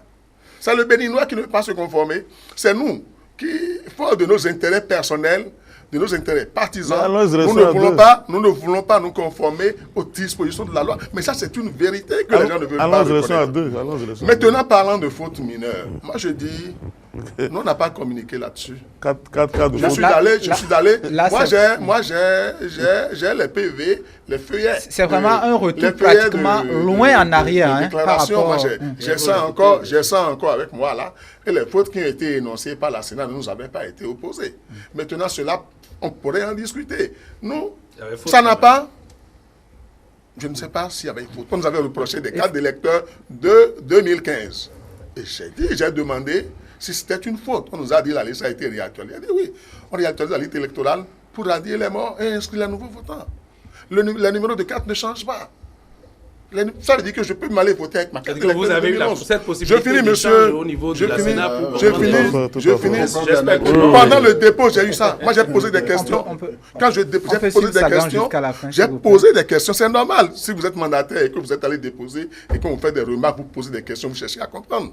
Si vous vous taisez, c'est que vous n'avez pas accompli votre mission. On m'a posé des questions. Imaginez un seul on vous oppose ces cartes-là. Comme ça nous est arrivé sur la question de la on ne peut pas nous opposer ces cartes. Parce qu'au dépôt, on ne peut même pas nous les opposer. Parce que ni dans la loi, ni dans les dispositions de la Sénat, il n'a été dit de produire des cartes d'électeurs d'une certaine année.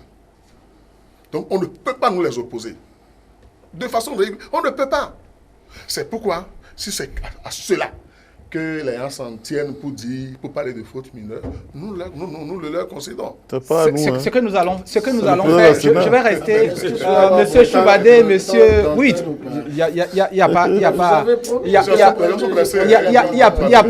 pas de souci. On va revenir, mais Julien Kiti, on ne va pas rejouer, on va dire, le temps, on ne va pas refaire le débat d'avant le processus donc, de recherche de consensus.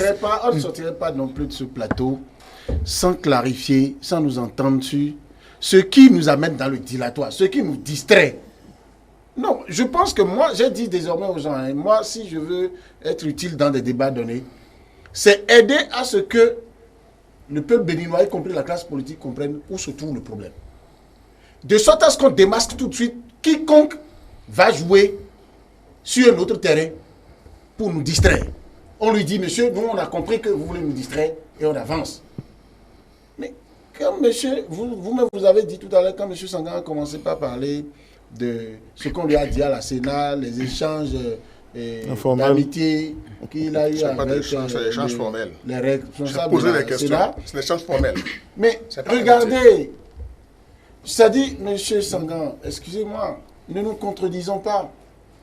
Vous nous donnez raison en disant, vous dites que ce sont les Béninois qui ne sont pas capables de s'adapter aux lois.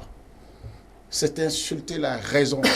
L'homme est le seul animal à qui Dieu a donné la raison. Si c'est des hommes qui ont élaboré ces lois, leur raison, leur capacité, leur jugeote est toujours au-dessus de ces lois. C'est quand on est en train d'appliquer les lois qu'on regarde si nous pouvons vivre, continuer à vivre avec ces lois, sinon on n'aurait jamais prévu l'amendement à des lois.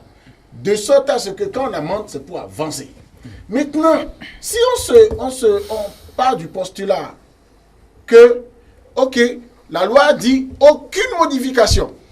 Dès que vous déposez les dossiers à la Sénat, pas de délai pour modifier. Ok, aucune modification, non? Pourquoi on doit trouver après la parade de faute légère, faute mineure?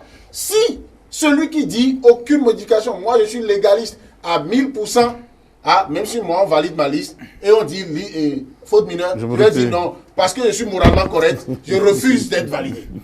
Non, vous êtes d'accord avec moi? Ce que nous avons fait. Ce n'est pas... Béouadia a posé tout à l'heure la question de savoir à M. Sangan, il n'a pas compris que c'était un piège, il est tombé dedans. Quand il lui a demandé, et si on vous opposait ces fautes dites mineures? Ah non, attendez, si on vous opposait, si la Sénat vous opposait ça, et pour ça disait, on est valide votre liste, vous serez dans la même posture que les autres qui disent, Mohamed Benet a dit, est-ce que c'est écrit dans la loi, que quand on va en arriver au doublon, c'est éliminatoire? Non. Mieux, est-ce que le droit ne permet pas de situer le degré de responsabilité? Est-ce que ceux qui ont confectionné les listes là ont eu la possibilité de rentrer dans la tête du citoyen de Wassapenko qui a choisi à leur insu de dire je remets mon dossier ici, je remets mon dossier là-bas? Est-ce que dans le circuit, avant que ça n'arrive à la Sénat, ils ont une magie pour voir ça? Quand la Sénat voit ça après, mais je ne sais pas, moi je ne savais pas qu'il y avait cette possibilité, cette gentillesse de leur dire il semble que vous allez avoir problème et il faut faire chose. Donc, ce qu'il est en train de dire, c'est lui qui a ramené le débat derrière. On est derrière tout ça. Et là, avant, il faut qu'on avance vraiment. Vous savez, à l'UDB, on est allé jusqu'à donner une conférence de presse où on n'a pas été tendre avec le ministre de l'Intérieur sur les misères qui nous étaient faites. Par exemple, on installe le comité qui va étudier des dossiers là. Après que ces dossiers étaient déjà... Mais pour moi, ces débats sont dépassés. Voilà, je suis d'accord avec vous. Je suis d'accord avec vous. Je pense que vous êtes d'accord pratiquement avec tout le monde ici et même avec le chef d'État qui, après tout ça, a vu qu'il y avait quand même... Il y a un piège dans ce qu'on est en train de dire. Les autres ont évoqué ça. Excusez-moi, je ne commande pas votre débat.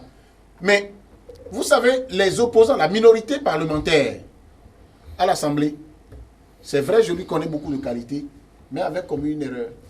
En regardant les lois qui étaient en train d'être votées, comme la loi de BMP, en allant croiser les bras pour dire, c'est leur loi. Alors, les lois ont été votées avec la masse d'erreurs, et maintenant, quand ça s'applique à tout le monde, je crois que c'est beaucoup plus eux, même s'il y a d'autres partis de la mouvance présidentielle, comme moi, comme UDBN, qui ont leurs difficultés, mais vous savez, c'est dans l'opposition que vous avez aujourd'hui des partis qui n'ont même pas eu la possibilité de déposer leur dossier. Aujourd'hui, il y a risque de commettre la même erreur en changeant de camp.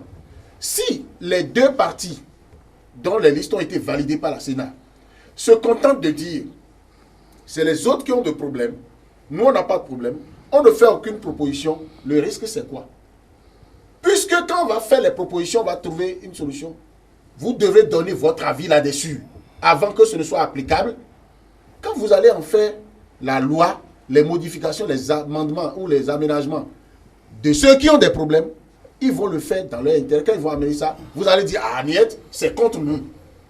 Et pendant ce temps, le temps passe. Quand on va arriver au 15 mai, mais attention, moi personnellement, je suis loin, je n'ai pas une éducation d'être un griot, mais si le Bénin se porte encore debout, je passerai mon temps à dire quiconque tenterait de dire un mauvais mot de Patrice Talon pour dire qu'il n'a pas joué sa partition, alors il mourra à dos. Parce que je dirais, voilà quelqu'un qui, alors que ça, c'est important pour lui dans tout le monde entier, dans un jeu politique, c'est légitime que le chef d'État veuille contrôler le Parlement.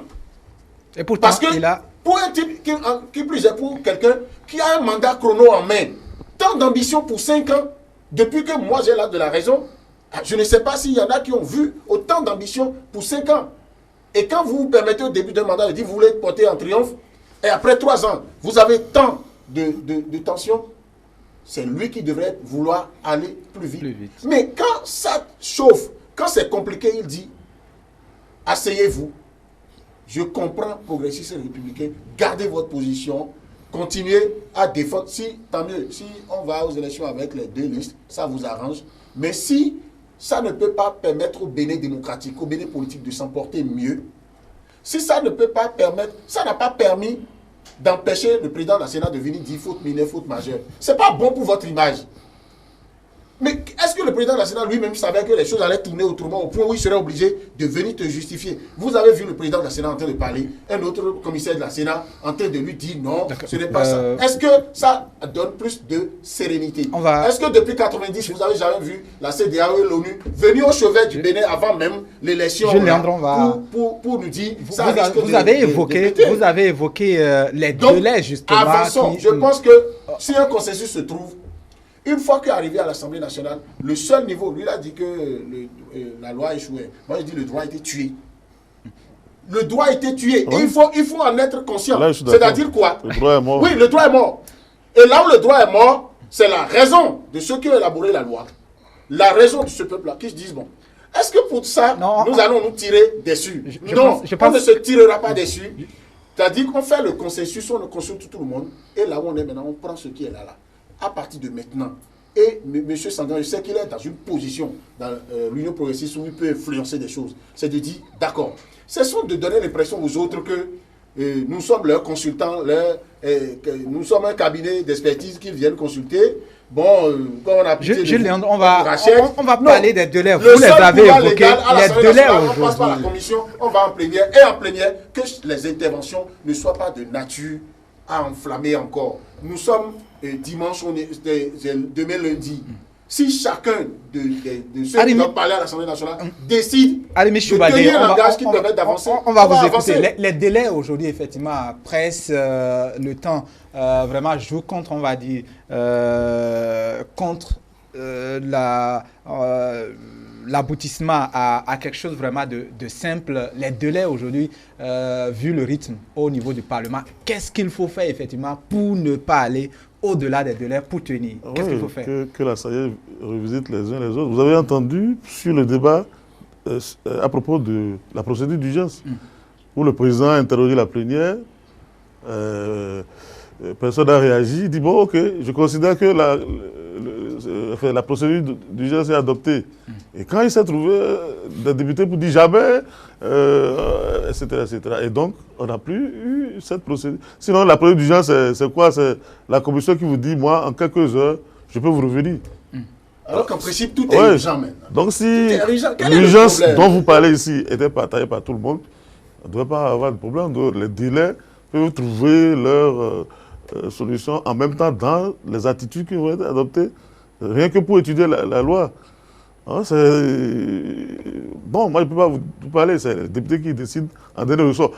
Et c'est vrai, vous avez vu les postures, c'est nous la majorité, n'allons pas nous imposer à la minorité, alors que la majorité a déjà voté une loi qu'on n'arrive pas à appliquer. Et pourtant, elle revendique toujours de continuer à faire comme par le passé. Donc il faudrait que la CEP puisse revisiter tout le monde pour la question de délai. Parce que le président l'a expliqué dès le départ. Il dit nous avons décidé, enfin, il a été décidé de rallonger le mandat de 45 jours pour pouvoir répartir ces jours-là sur les différentes procédures à faire. Après la consultation, il revient et dit personne ne veut de la révision. Et donc, on retire et on revoit les délais. On compresse les délais. Maintenant, on dit on va en procédure d'urgence. Certains se lèvent pour dire non, on n'est pas d'accord pour la procédure d'urgence. Bon, écoutez. Le lundi, ils viendront encore et on verra si la commission tend à évoluer dans les travaux ou si Et on va lui donner du temps encore. La Et commission donc, va demander une semaine. et donc Il restera 2. Il en restera 2 pour qu'on aille.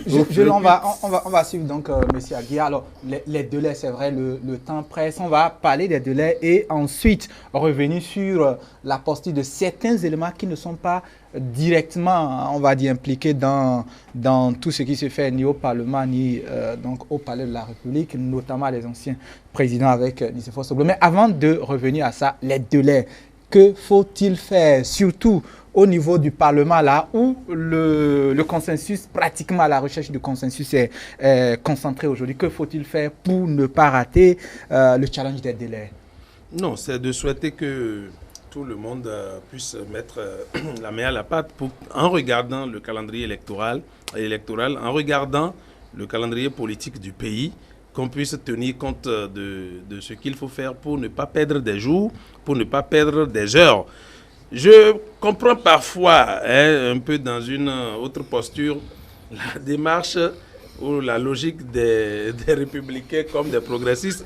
C'est-à-dire que vous les minorités là, pendant que vous avez traité de tous les noms. Voilà. C'est à vous, c'est à votre tour maintenant. Parce que moi j'ai vu une image des députés de la minorité assis tout seuls dans une salle et puis attendant. Et c'était une image à la limite, mais c'est comme si les autres prenaient leur revanche en fait sur raison, tout le temps où les députés de la minorité ont fait aussi le Parlement buissonnière, c'est-à-dire qu'on n'allait pas. Non, pour le vote de la loi, il n'y a pas eu de Parlement buissonnière. Non, sur beaucoup d'autres. Les lois électorales, il n'y a pas eu de Parlement. Sur l'ensemble de l'ambiance. Sur l'ensemble. Oui, mais les membres de la minorité parlementaire ne cessent de répéter que ces lois sont votées par les autres.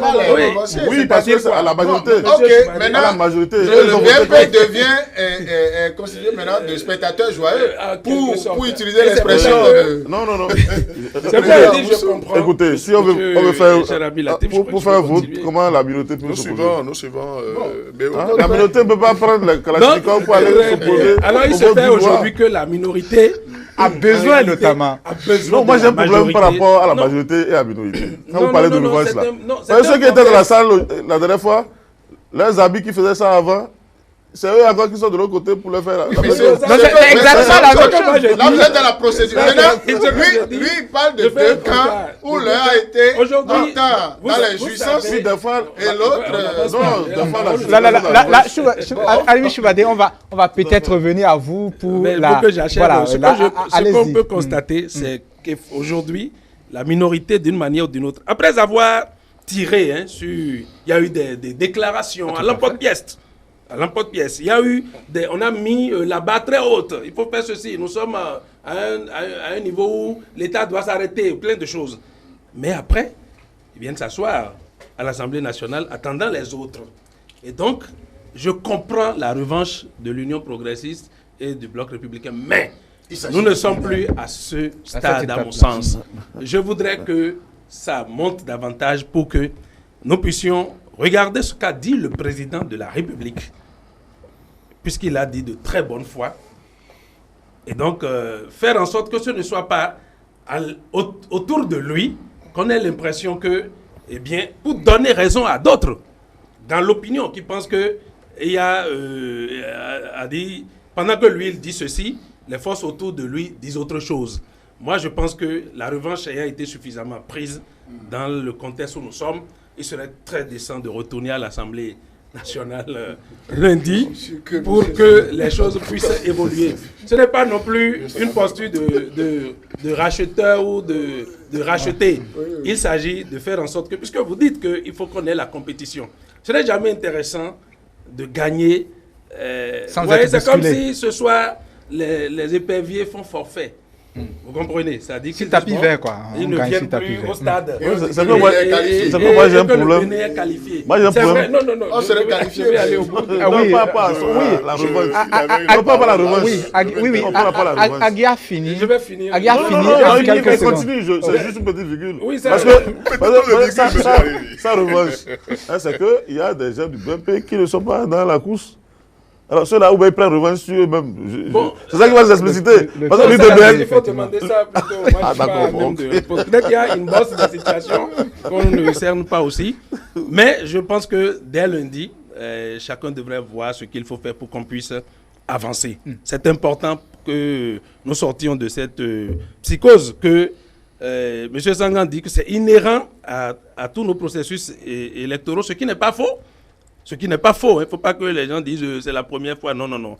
Il y a eu des situations. Moi, je me rappelle en 2011, les 2 anciens chefs d'État sont sortis. Ils ont parlé. Mais le président Kérékou, paix à son âme, a même fait une déclaration qui est écrite pour demander aux gens d'aller voter. C'est déjà arrivé qu'on ait eu cette situation. Mais il ne faut pas qu'elle soit cyclique à la fin. Il ne faut pas que nos compatriotes, nous les acteurs politiques, nous les plongions chaque fois dans cette atmosphère. Ça n'a pas le mérite de... C'est notre laboratoire démocratique, certes, mais sortons et allons de l'avant. Et donc, sur la question des délais, il est possible de retoucher, à mon sens, le calendrier de la Sénat, qui en principe, sauf erreur de lecture de ma part, devrait continuer de dérouler, tout à fait, dérouler son calendrier parce que légalement, il n'y a rien qui empêche la Sénat de continuer. La Sénat a loupé l'étape du positionnement sur le bulletin. Très bien. Donc, si ça, peut-être que... Il y a que ça. Mais c'est déjà important. Parce que ça, c'est un peu compliqué. Ah non, c'est vrai que c'est sur cette base qu'on fait la campagne. Parce que c'est sur cette base-là qu'on sait qui sont les concurrents ou les challengers ou qui sont les listes engagées. Bon, maintenant, nous allons... La Sénat devrait continuer. Il nous faut regarder les dates que nous avons, puisque l'atmosphère générale rejette la révision de la Constitution. Regardez cette date-là pour que nous puissions rétrécir des délais. On a déjà fait des choses dans ce sens, dans ce pays-là. Aller aux élections, malheureusement, parfois sans campagne électorale, c'est déjà arrivé. Je dis bien malheureusement. Ce n'est pas bien que nous répétons des erreurs, mais il nous faut être vraiment dans la grande anticipation pour éviter que les mêmes failles de l'histoire se remettent devant notre nez. Voilà, nous allons suivre donc M. Sagan. Alors, que faut-il faire? Quelle posture pour le bloc, ou plutôt l'Union progressiste, pour pouvoir permettre au Parlement notamment de rester dans les délais? Quand je parle du bloc progressiste, c'est notamment les parlementaires de ce bloc-là, qui sont quand même des acteurs clés pour, on va dire, l'aboutissement très rapide à quelque chose de faisable, mais dans les délais. Que faut-il faire? Alors, avant d'en arriver là, je voudrais nous inviter, une fois qu'une loi a été adoptée, votée au Parlement, elle devient une loi de la République. Et qu'on cesse de dire la loi de la majorité, qu'on a déjà tendance à le faire. C'est notre code électoral, c'est le code électoral national, ce n'est pas le code électoral du BMP. Donc, je voudrais que dans les échanges, qu'on soit regardant là-dessus. Oui, nous avons des représentants au Parlement que nous savons complètement responsables, complètement préoccupés par l'aboutissement au mieux des intérêts de la population, du processus qui est engagé. Encore qu'il faille que les conditions soient créées et que chacun joue sa partition. Vous ne nous obligerez pas, vous n'allez pas obliger nos députés, nos représentants là-bas, à continuer de dire travaillons à cela pendant que certaines tendances, je ne sais sur quoi ils se basent, appellent à la rébellion, à la résistance à l'autorité. Comme si nous étions dans un coup d'État. Donc il faut que les gens prennent leurs responsabilités et qu'ils les assument en tenant compte de la République. Nous disons c'est de la République qu'il s'agit. Il s'agit du Bénin. Nous sommes tous Béninois. Il n'y a pas de Béninois particulier et le Bénin appartient à tous les Béninois. Et chacun vient de quelque part.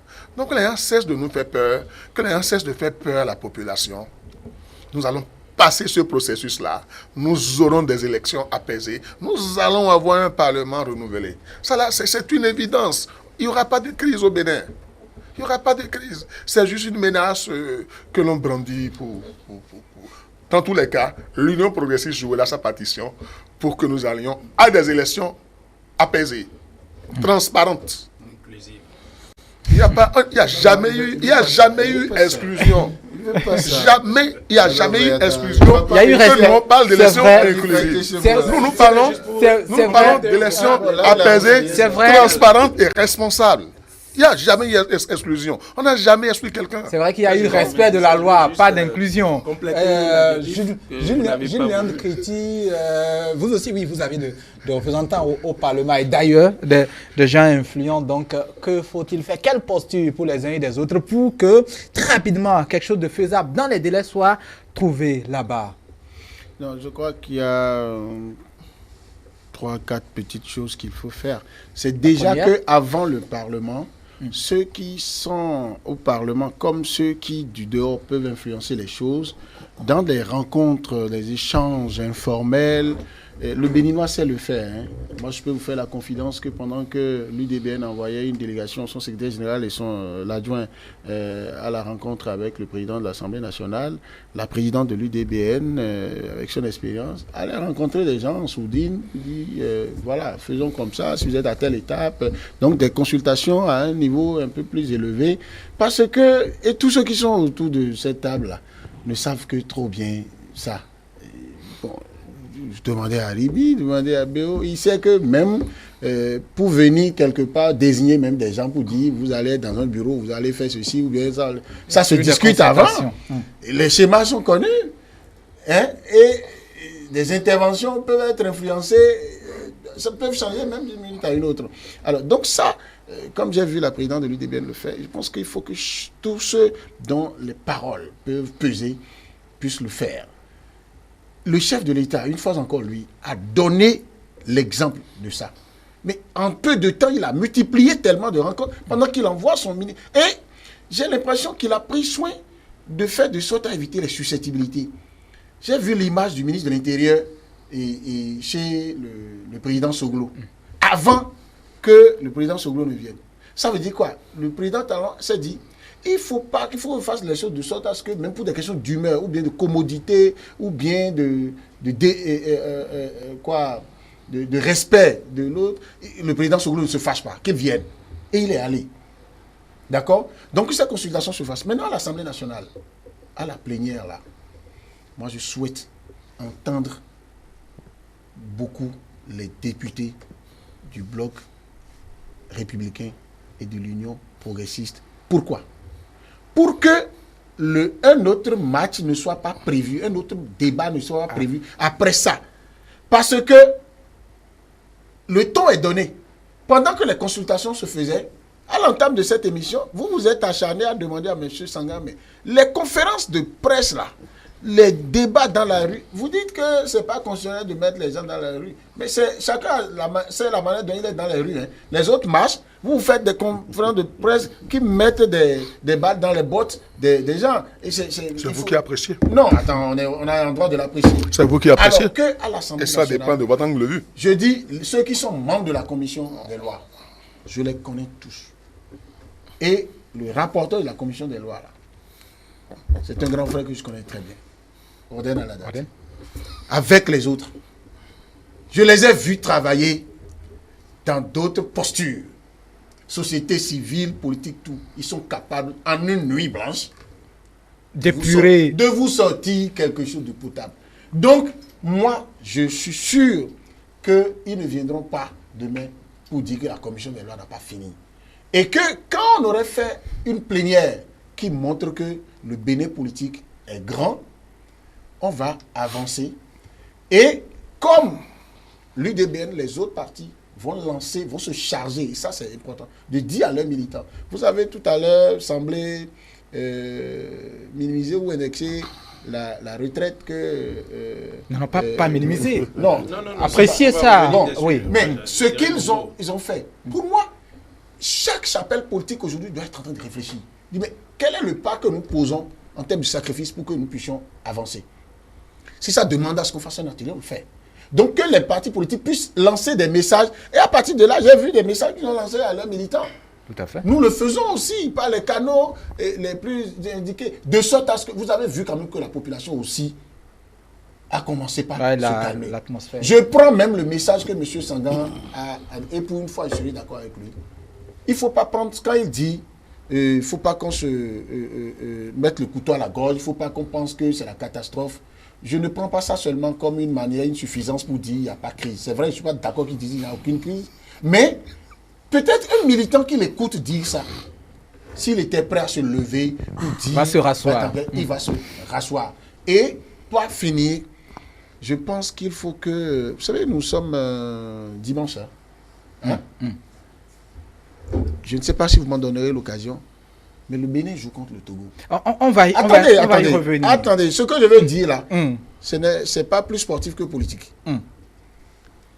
Est-ce que vous savez que c'est en regardant un match de football sur le stade qui porte son nom aujourd'hui que le général Mathieu Kérékou a dit « Je ne veux pas sacrifier cette jeunesse-là qui a besoin d'être épanouie » et a décidé qu'on aille à la conférence nationale après les discussions concrètes ont été faites. Alors, pendant que c'est encore possible, physiquement ou en se faisant représenter, moi j'ai envie de voir sur ce stade-là les leaders, ceux que nous croyons être opposés, qui tiennent le Bénin aujourd'hui. Si Nicéphore Soglo, comme Patrice Talon l'a décidé, il le décide.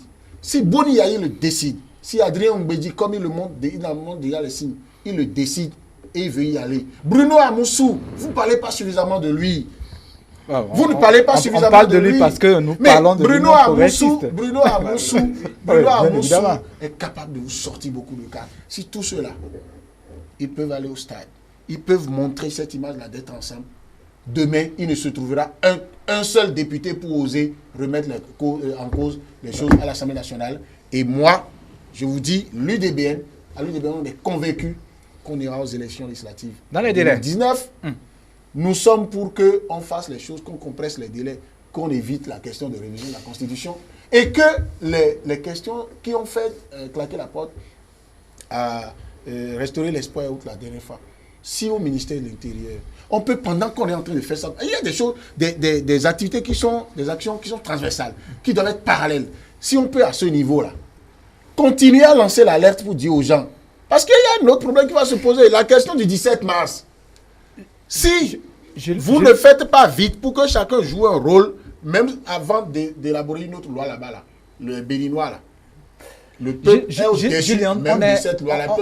on est là trop longue le temps. Hein, en fait, on est déjà dans les prolongations après les 90 minutes de notre match. Là, on est déjà dans les prolongations. Il n'y a pas de problème. Moi, je crois que j'avais déjà fini. Là, maintenant... Et je suis heureux d'avoir brasser pratiquement tous les éléments. La promesse de M. Sangan qu'il passera le message nous allons pour les acquis de droit. Nous allons pour les 5 minutes et on a suivantes. Oublié faute mineure, faute légère. Nous allons fini. Julien Kitty, nous allons pour les 5 minutes restantes nous partager chacun 1 minute et notamment, oui, on devait brièvement revenir sur la rencontre effectivement du chef de l'État avec Nicéphore Dieudonné Soglo et la missive, j'allais dire le point que l'ancien président a fait après cette rencontre-là, mais je vous assure que le temps et les prolongations même sont déjà dépassées. Réduisez le temps que vous nous donnez et vous en prenez moins vous-même. On va faire un tour de table. On va faire un tour de table pour donc parler de cette rencontre de ce soir. Narimi Choubadi, on vous connaît trop jaune quand il s'agit de l'équipe nationale. Alors oui, les Togolais sont là face aux Béninois dans quelques heures. Non, pour moi, c'est un jeu de bonheur. Vous savez que moi, je ne veux pas rester pour compter les buts. Non. Moi, mon plaisir, c'est que les écureuils jouent. Donc, ne me entraînez pas dans les histoires de pronostics. Ils gagnent, ils perdent, ils sont mes écureuils. Hein? Donc, et puis, j'estime qu'eux-mêmes, ils ont des projets pour eux-mêmes, ils ont des motivations pour eux-mêmes, ils n'ont qu'à les exprimer sur le stade. Sinon, pour le score, pour moi, ce n'est pas très important. Hein? C'est vrai que je suis très content qu'ils soient à la CAN, mais à chaque fois qu'ils jouent, ça suffit pour mon bonheur. Pour moi, ils sont éternels, ils sont les Béninois, eux, ils sont sur le terrain, comment vous appelez, ils dépensent leur énergie, vous les voyez en sueur, en sang sur le stade, c'est très impressionnant. Donc, quand je vois ces messieurs-là, j'ai beaucoup de respect pour eux. Et donc, je ne rentre pas dans l'encadrement technique, etc. Je laisse le staff s'occuper d'eux. Les spectateurs, oui, chacun est libre de dire ce qu'il veut, de penser. Parce qu'il y a des gens qui viennent au stade juste pour regarder les buts. Hein? Quand on ne les gagne pas, ils sont contents. Quand les gagnent, ils sont nuls. Donc, mais pour moi, ils sont éternels, ils sont des héros. Et bon, voilà, je vais partager avec eux le plaisir de jouer. Et voilà, c'est tout. Sagan, monsieur Sagan, les écureuils. Oui, c'est un match que nous abordons avec sérénité. C'est notre équipe nationale, c'est notre fierté nationale. Et avoir les derniers résultats de cette équipe-là, nous abordons ce match avec sérénité. Avec la ferme conviction qu'au terme des 90 minutes, nous aurons le billet pour la CAN. Il n'y a pas de panique. Optimisme total. Oui, Gilles Léandre Kitty, je ne connais pas votre rapport avec les sports, mais bon, vous devez... Je vous rappelle que j'ai été reporter sportif. D'abord, j'ai commencé mon métier par là.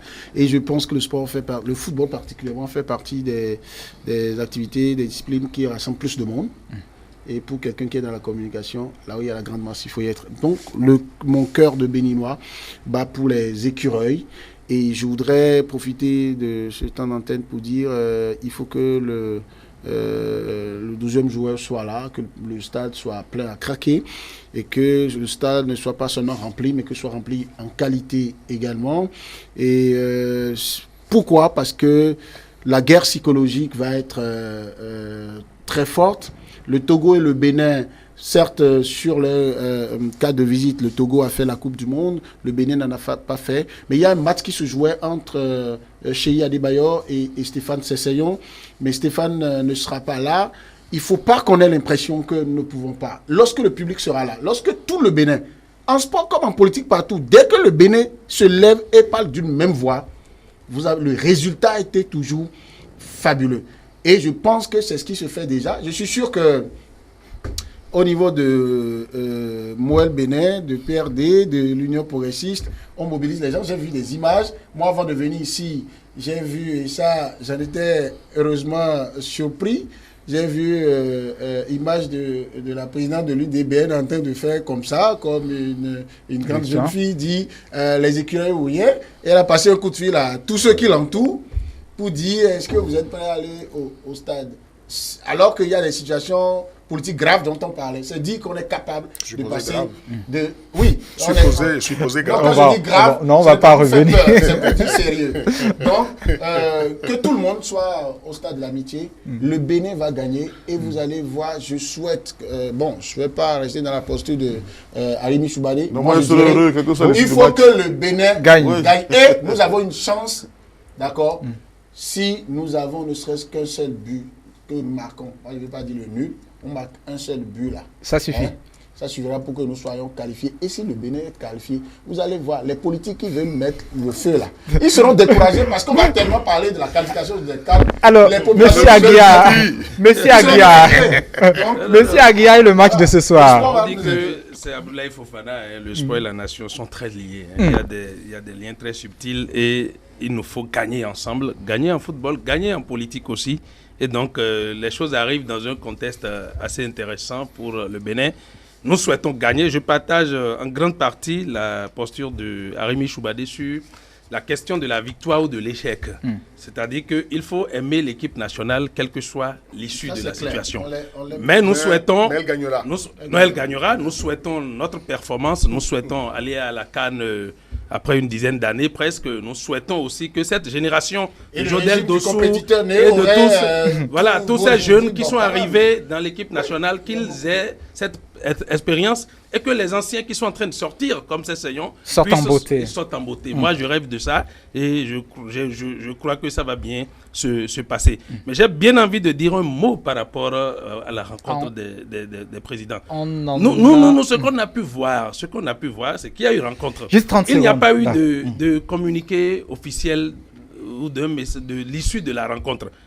Moi, j'ai mes appréhensions parce que c'est le président Soglo Suel qui est venu dire ce qu'il... Moi, ça me pose un problème de qu'est-ce qu'ils se sont vraiment dit. Bon, Parce que la présidence de la République On connaît bien le président. et le chef de l'État C'est- et la présidente de la République Bien, n'ont monsieur sorti Vous aucun. qui parlez. Et on dit qu'il n'y a C'est notre C'est papa, on dit on le qu'il y connaît. a eu. Non, c'est important Il n'a pas parce fait que déclaration la sortie. moi je pense que. on va refaire le débat Oui, c'est pratiquement important après de l'avoir parler. conclu. Je pense que on ne peut pas. Moi, j'ai mes réserves par rapport à ce point.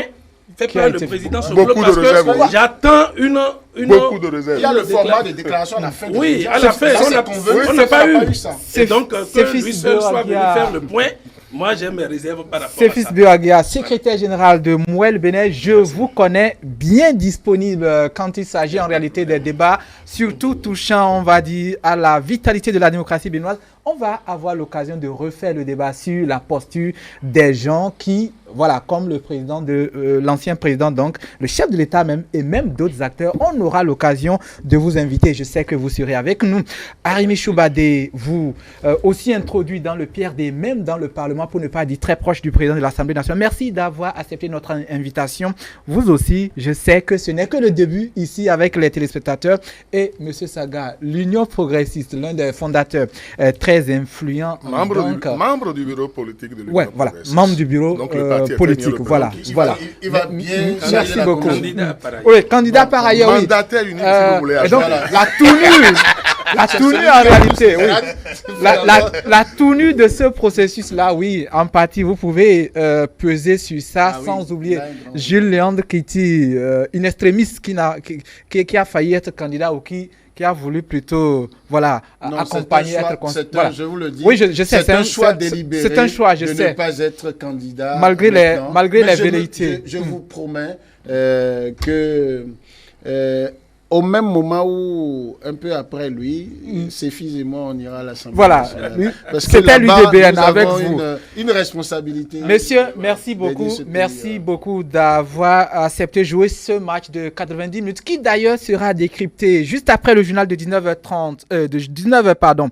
Ce sera à 19h30 ce soir par notre consultant chroniqueur politique Agapit Napoléon Mafourican. Ne ratez pas l'occasion, sans oublier aussi moi de dire un mot sur le match. Sortez pour supporter nos jeunes joueurs, nos grands frères joueurs pour ce qui me concerne et les jeunes pour ce qui concerne donc le plateau de façon générale. Ils ont besoin de nous. Merci de le supporter et à dimanche prochain pour le débat.